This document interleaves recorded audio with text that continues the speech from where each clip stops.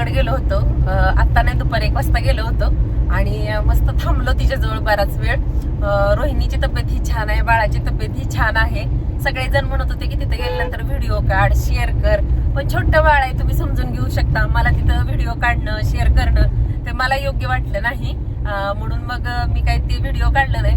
नंतर कधीतरी ज्यावेळेस तिचं बारसं वगैरे असेल त्या टायमिंगला आम्ही सगळेच मिळून तुमच्यासोबत सगळ्या गोष्टी शेअर करू, ज्यावेळेस ते ठरवतील की तिला दाखवायचंय किंवा काय त्यानुसार. आणि तुम्हाला पण सगळ्यांना नाही आवडणार की एवढं छोटं बाळ आहे आणि मग व्हिडिओ नको टाकायला पाहिजे होता. आणि खूप गोड आहे ती, दोघी पण छान आहेत, सगळं व्यवस्थित आहे, सेम आयुषची कॉपी आहे. खूप गोड म्हणजे खूप गोड आहे. आणि आता इथं जवळच आलतो तर पल्लवीचा पण फोन आला की तिकडल्या तिकडे जाऊ नको, जाता जाता घरी येऊन जा. खरं तर आहोंना काम होतं, पण म्हटलं चला जाऊया थोड्या वेळ थांबून. आणि बऱ्याच ताईंच्या कमेंट येत होत्या की तुमच्या दोघींची भेट कशी झाली हे कधीतरी सांग म्हणून. तर बघू, आज शक्य जर झालं ना, 1-5-10 मिनिटाचा वेळ भेटला तर आमची पहिली म्हणजे ओळख भेट कशी झाली तर मी नक्की तो शूट घेऊन शेअर करण्याचा प्रयत्न करेन. नाही झालं तर नेक्स्ट टाइम करेन, कारण आमचं भेट झाली ना गप्पा गोष्टीतच आमचा बराचसा वेळ जात असतो. चला जास्त वेळ न घेता आता डायरेक्ट पल्लवीच्या इथं गेल्यानंतर भेटू आपण. पल्लवीच्या इथं जाऊन पोहोचले आणि समोर तुम्हाला दाखवते आस्था, आयुष, आरव हे तिघं पण ना रस्त्याला येऊन माझी वाट बघत बसली होती. मी जितक्यांदा पण वर्षभरात पल्लवीकडे गेली आहे ना, तेव्हा तेव्हा ही लेकरं अशीच माझ्या येण्याची वाट ना तिथं नळापाशी येऊन बघत बसलेले असतात. आणि आत घरात गेलो, मस्त चहा जेवण वगैरे केलं. पल्लवीनं मस्त अशी खीर, मट्टा, बटाट्याची भाजी, अप्रतिम असा स्वयंपाक बनवला होता. आणि खरं तर मागच्या वेळी ज्यावेळेस मी आलते ना तिचं प्ले बटन आलेलं नव्हतं. ह्या वेळेस स्वतःच्या हातात तिचं प्ले बटन घेऊन बघणं ह्याच्यासारखी अभिमानाची दुसरी गोष्टच नाही. मला खरं रोहिणी असू द्या, पल्लवी असू द्या, त्या दोघींचंही यूट्यूब प्ले बटन आले ना ते खूप भारी वाटतं. मी कित्येकदा दुसऱ्याच्या व्हिडिओमधून दुसऱ्यांचं प्ले बटन बघितले, पण स्वतःच्या मैत्रिणींचं, खरं तर त्या माझ्या 2 छोट्या बहिणीच आहेत, त्यांचं प्ले बटन हातात घेऊन बघणं याच्यासारखी अभिमानास्पद गोष्ट माझ्यासाठी कोणतीच नाही. मी मगाशी जसं व्हिडिओत तुम्हाला सांगितलं की बऱ्याच वेळेस कमेंट यायच्या की आमच्या दोघींची ओळख कशी झाली, 2 मिनिटात सांगून टाकावं की आमची ओळख कशी झाली म्हणून. 2 मिनिटात सांगायसारखी नाही. पण तुम्हाला एवढा मोठा व्हिडिओ बघताय, बघाल नाही बघाल म्हणून आम्ही थोडक्यात सांगतो. सांग आता पहिलं मोमेंट. हा बर. तर हिचा पहिला एक 2-3 ब्लॉग मला वाटतं हिनं भीती दाखवलेला रोहिणीला जो ब्लॉग होता तो पहिल्यांदा माझ्यापर्यंत पोहोचला होता. त्याच्यानंतर एक 8-10 दिवस मी हिचे व्हिडिओ बघत होते. बघितल्यानंतर हिच्या एका व्हिडिओमध्ये बोलताना व्हॉइस ओव्हर करताना हिनं सांगितलं की कराडच्या एका ताईंचा हिला फोन आलता म्हणून, सबस्क्रायबर ताईंचा. मग मला वाटलं की मग ही नंबर देईल का म्हणून मग मी हिला मेसेज केला. आणि मेसेज केल्यानंतर पण हिनं मला इझिली, मला वाटत नव्हतं की एवढा इझिली ही मला नंबर तिचा देईल, पण हिनं नंबर मला लगेच पाठवला की मला असं झालं मी कधी फोन करेल. मग मी लगेच दुसऱ्या दिवशी सकाळी माझं काम आवरलं की पल्लवीला फोन लावला. पहिल्याच फोन मध्ये आमच्या गप्पा 1 तास चालल्या होत्या. म्हणजे कसं झालं, ज्या म्हणजे ही मला कमेंट करायची बरं का व्हिडिओ मध्ये. मग मी प्रोफाईलवर नॉर्मली पहिल्यांदा आपण नवीन असतो आणि आपल्याला कमेंट येतात, तर माझी एक सवय असते की त्या कमेंटला रिप्लाय करायच्या आधी मी त्याच्या प्रोफाईलवर जाऊन बघते की बाबा म्हणजे यांचं प्रोफेशनल अकाउंट आहे का, पर्सनल आहे कसं, नाही का. मग त्यावेळेस मी बघितलं तर हिचे त्यावेळेस 5,000 सबस्क्रायबर होते. मला वाटतं माझे काहीतरी 9,000च्या आसपास होते, कमीच होते, अजून 9,000 झाले नव्हते. मग तेवढं आमचं थोडंसं अंतर होता. मग मी म्हणलं चला बाबा ह्यांचं पण चॅनल आहे, आपलं बी चॅनल आहे असं. आणि मग बऱ्याच वेळा कमेंटमध्ये आमचं बोलणं झालं आणि मग मला इंस्टाग्रामवरती मेसेज केला होता की बोलायचं म्हणून. आणि पहिल्यांदा पण बोलतात मी पण म्हणते हां हॅलो बोला, मग ही सांगते तुम्ही मला आव करू नका. मी म्हणलं पण मला आरतूर बोलायची सवय तर नाही. 1 तास 1.5 तास आम्ही बोललो असेल, पण आवाज बोललो, पण असं वाटलं नाही पहिल्यांदा आम्ही फोन. ती आवाज बोलली बरं का मला, पण मी तिला म्हटलं मी तुला आरतुरच हक्काने बोलणार आहे, तू माझ्यापेक्षा लहान आहे असं. पण ती मला आवाज बोलत होती. हळूहळू सवय केली की केली. आणि मग तिथनं आमची अशी सुरुवात झाली बोलायला. आणि नॉर्मली आम्ही म्हणजे आता पण बरं का, आता तर काही रोजच बोलतो, त्याचा काही विषयच नाही, तरी पण रोज 1.5 तास फोन चालतो. पण आम्ही जवळजवळ फोनवर बोलायला लागल्यापासून जवळजवळ 1 वर्षानंतर मग ही आमच्याकडे पहिल्यांदा आली होती. आणि त्यावेळेस मी व्लॉग शेअर केलता, तरी पण त्याची लिंक देईल ही डिस्क्रिप्शन बॉक्स मध्ये, तिथे जाऊन तुम्ही नक्की बघा, खाली चेक करा.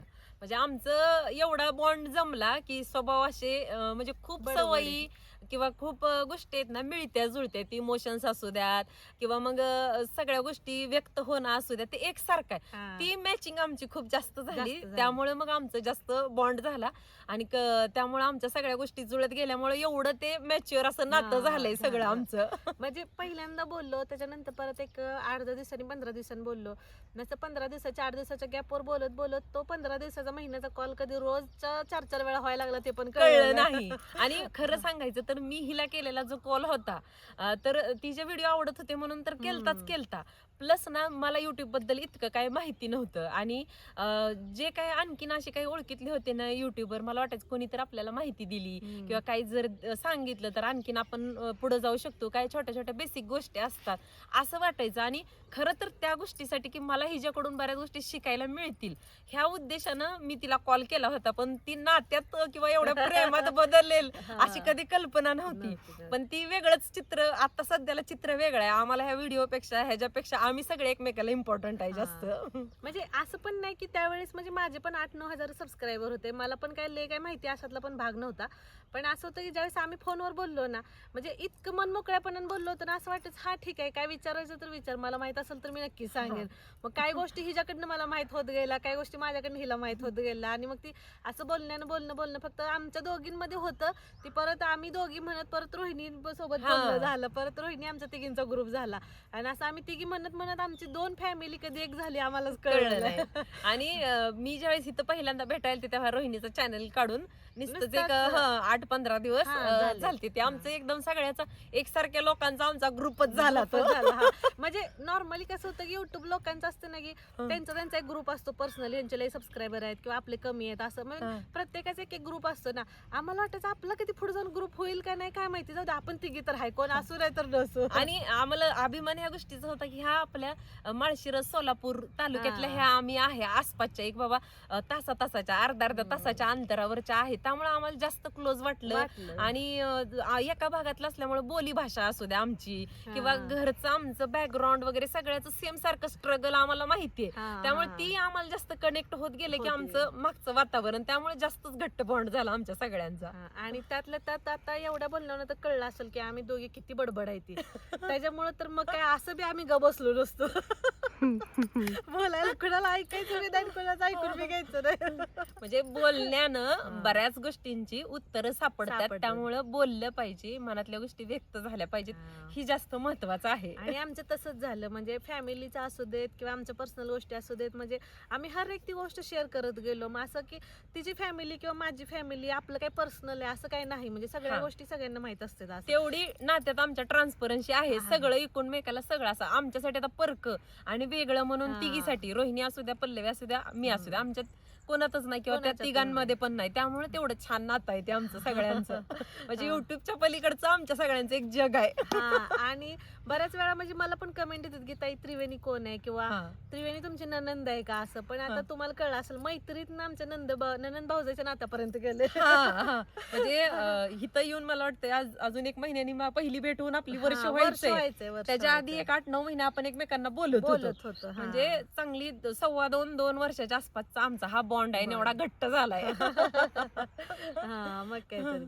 म्हणजे आम्ही असं दोघी तिघी म्हणत मग सगळे गेलो. मग ह्यांना बहीण नाही, तिकडे दादांना बहीण नाही, मग अशी आमची नाती पण परत बहीण भावाची पूर्ण झाली सगळे. म्हणजे काय असं गुंतुडा होता, सगळा सुटत गेला परत. म्हणजे कसं असतं, आपल्याला काही वाटतं की नाही, मला ही असं इमॅजिन करतो की मला असा भाऊ पाहिजे, अशी बहीण पाहिजे, किंवा काही ना काही प्रत्येकाच्या ह्याच्यात एखादी कुठली तरी कमी असते किंवा वाटत असतं की ती गोष्ट पाहिजे. तर आपल्याला वेळ आली ना तर ती देव नाते ना, आपण फक्त आपलं कर्म चांगलं करत राहायचं, तर ती देव आहे ना कुठल्या ना कुठल्या रूपाने आपली नात्यांची कमी आहे ना पूर्ण करत राहतो आपल्याला. म्हणजे हवं तसं, म्हणजे प्रत्येक गोष्ट तर मनासारखी होत नसती, कुठेतरी एक पायरी आपल्याला खाली उतरावं लागतं किंवा वरती चढावं लागतं. आणि मला आठवतंय की मी ज्यावेळेस आम्ही दोघे असं युट्यूबच्या रिलेटेड डिस्कशन करायचो ना, मला म्हणायची त्रिवेणी की मला असं लय वाटायचं, म्हणायचं की कुणाला विचारावं युट्यूबचं, मला तर काय लय माहिती नाही, मला लय नडलं तर असं आपल्या जवळचं कोण तर सांगणार पाहिजे ना, असं म्हणायची.